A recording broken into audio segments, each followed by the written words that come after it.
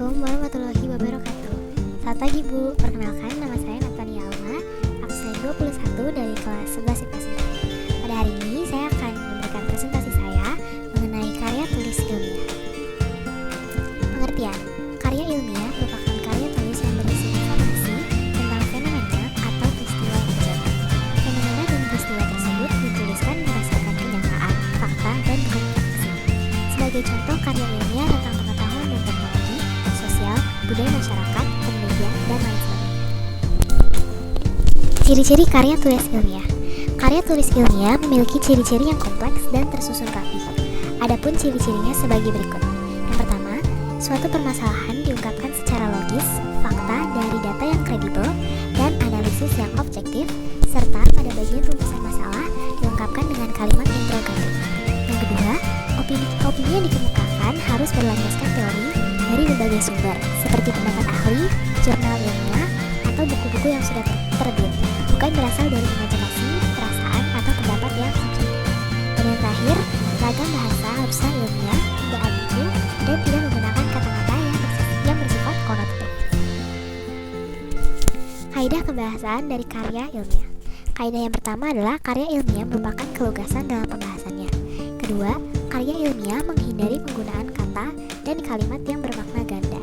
Ketiga, karya ilmiah mensyaratkan ragam yang memberikan keajiban dan kepastian makna. Keempat, ragam bahasa yang digunakan dalam karya ilmiah haruslah lugas atau bermakna denotatif. Yang kelima, kata baku pun perlu digunakan dalam karya ilmiah untuk menunjukkan bahwa tulisan tersebut bersifat formal. Yang keenam, selain kata baku, istilah pun akan banyak muncul berkaitan dengan isi karya ilmiah tersebut. Ketujuh, jika karya ilmiah membahas bidang pendidikan, maka istilah pendidikan pun akan sering muncul pada karya ilmiah tersebut. Dan yang terakhir, karya ilmiah banyak menggunakan kata kerja mental seperti diduga, dianalisis, atau dipahami. Struktur karya ilmiah. Ada tiga struktur untuk karya ilmiah. Yang pertama adalah bagian pendahuluan. Di bagian pendahuluan, bagian ini menguraikan masalah yang akan dibahas dalam berikutnya. Pertama, latar belakang masalah. Kedua, rumusan masalah. Dan yang terakhir, prosedur pemecahan masalah. Struktur kedua adalah pembahasan. Pada bagian pembahasan ini, memuat uraian tentang hasil kajian penulis dalam mengeksplorasi jawaban terhadap masalah yang diajukan, yang dilengkapi oleh data pendukung serta argumentasi-argumentasi yang berlandaskan pandangan ahli dan teori yang relevan. Struktur yang terakhir yaitu simpulan. Bagian ini merupakan simpulan dan bukan ringkasan dari pembahasan. Simpulan adalah makna yang diberikan penulis terhadap hasil diskusi atau uraian yang telah diberikan pada bagian pembahasan. Dalam mengambil simpulan tersebut, penulis makalah harus mengacu kembali ke permasalahan yang diajukan dalam bagian pendahuluan. Pada bagian akhir, makalah harus dilengkapi dengan daftar pustaka. Contoh dari daftar pustaka yaitu seperti ini: Sukaji, Sutarlina, menyusun dan mengevaluasi laporan penelitian, Jakarta, sama dengan titik 2 UI Press, 2 tahun 2000. Langkah untuk menulis karya ilmiah. Di sini dituliskan 4 langkah. Langkah pertama adalah menentukan topik. Langkah awal menulis sebuah karya ilmiah adalah menentukan topik. Langkah awal itu lebih tepatnya disebut sebagai penentuan masalah apabila karya ilmiah akan ditulis itu berupa laporan hasil penelitian, baik itu berupa topik maupun rumusan masalah. Hal-hal yang harus diperhatikan pada langkah ini adalah topik atau masalah itu haruslah menarik perhatian penulis, dikuasai penulis, menarik, dan aktual, serta ruang lingkupnya yang terbatas. Yang kedua, membuat kerangka tulisan. Langkah ini penting dilakukan untuk menjadikan tulisan kita tersusun secara sistematis. Langkah ini juga sangat membantu dalam penelusuran sumber-sumber yang diperlukan di dalam pengembangannya. Contoh, Kusmana, Suherli, 2010, merancang karya tulis ilmiah, Bandung, 2, naskah karya.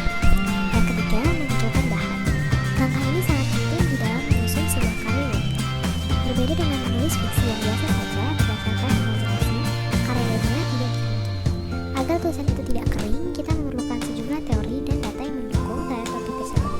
Bahan-bahan yang dimaksud dapat bersumber dari buku, jurnal ilmiah, surat kabar, internet, dan sumber lainnya. Adapun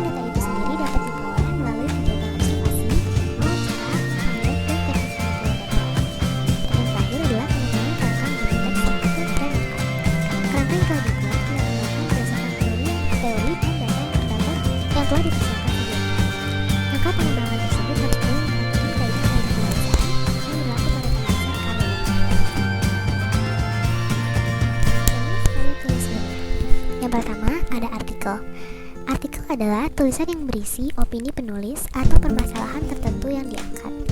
Opini yang dimaksud bukan pandangan subjektif semata, tetapi berdasarkan beberapa penelitian yang telah dilakukan oleh lembaga atau institusi tertentu. Contoh, artikel berjudul "Manusia Tidak Didesain untuk Bahagia".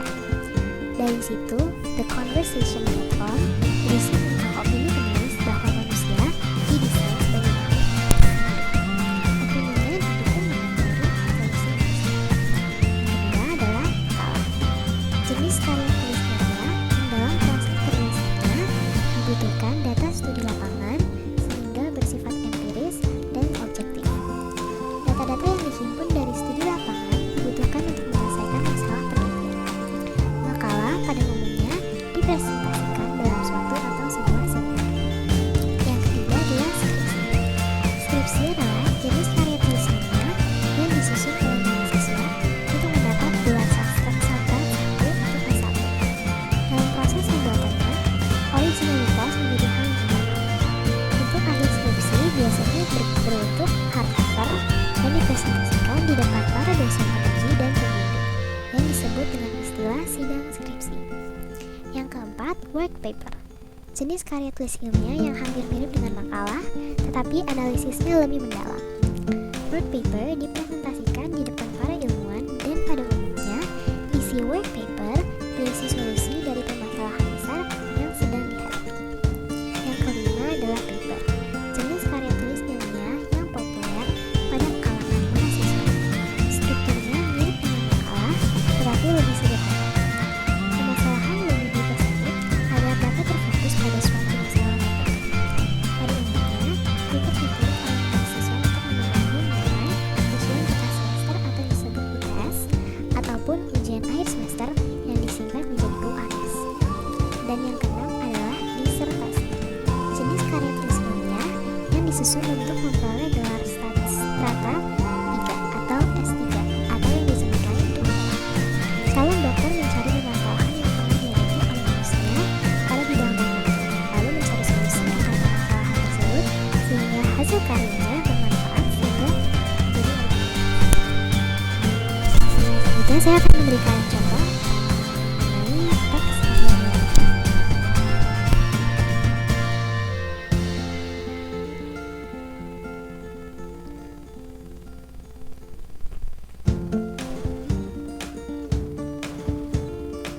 Ini adalah contoh teks karya ilmiah yang saya buat. Pertama adalah bab 1 yang berisi pendahuluan. A. Latar belakang.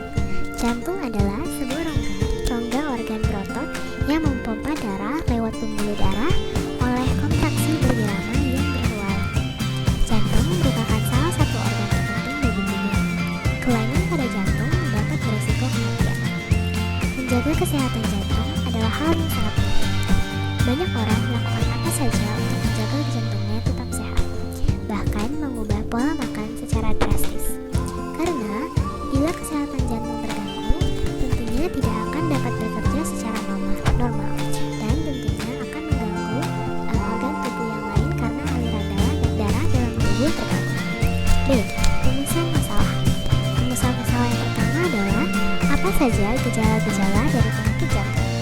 Dan rumusan masalah yang kedua adalah bagaimana cara menjaga kesehatan jantung. C. Tujuan. Tujuan di sini adalah untuk mengetahui apa saja gejala penyakit jantung dan bagaimana cara menjaga kesehatan jantung kita masing-masing. Bab 2. Pembahasan. A. Gejala-gejala penyakit jantung. Berikut gejala-gejala penyakit jantung antara lain. Yang pertama, gejala sesak nafas. Yang kedua, sering pusing bahkan pingsan. Yang ketiga, sering mengalami nyeri. Yang keempat, jantung sering berdebar-debar atau disebut dengan palpitasi. Yang kelima, gampang lelah dan pening. Yang keenam, gangguan pencernaan. Yang ketujuh, berkeringat. Yang kedelapan, sakit kepala. Yang kesembilan, mual. Yang kesepuluh, kecemasan. Dan yang kesebelas adalah pembengkakan. B. Cara menjaga kesehatan jantung. Berikut adalah upaya yang dapat dilakukan untuk menjaga kesehatan jantung kita masing-masing. Yang pertama, waspadai nyeri di dada. Rasa nyeri pada bagian dada seringkali dianggap remeh dan diabaikan oleh sebagian orang. Padahal nyeri dada itu bisa menjadi subgejala seorang menderita penyakit jantung. Selanjutnya adalah mengatur pola hidup.